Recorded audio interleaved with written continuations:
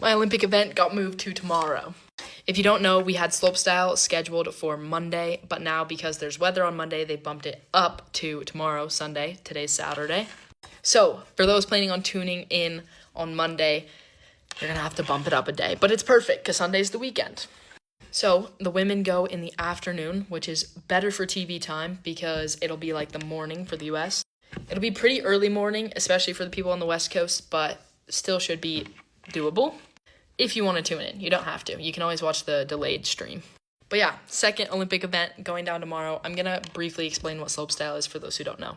Okay, slopestyle is quite different compared to big air. Big air, right, they just are judging your one trick on one jump, and that's it. Slopestyle is a full course, and the course is made up of a bunch of different rails and a couple of jumps. So this is more similar to what you would find in like a terrain park. Like it's kind of more about the flow and piecing tricks together rather than just hitting one jump and trying to chuck yourself off one jump.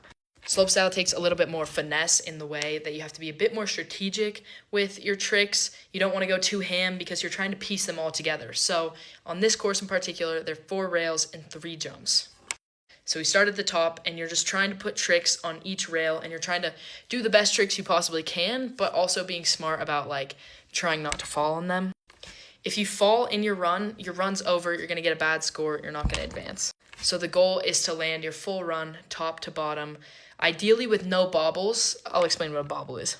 A bobble means like a slight error. So maybe it's not a complete fall, but maybe you like drag your hand on the ground or you have a like sort of instability. So yeah, the goal is to make it top to bottom, no bobbles, no falls, landing your tricks, looking cool, trying to sort of add your flavor to it.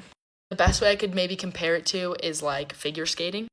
Like in figure skating, they're judging you on your whole run. They're judging like the components of your run, but you kind of are piecing together this like masterpiece that you want to show to the judges. So yeah, that's what's on tomorrow.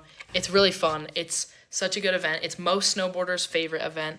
There's not a lot of snowboarders that prefer big air over slopestyle. I would say most of the field prefers slopestyle over big air.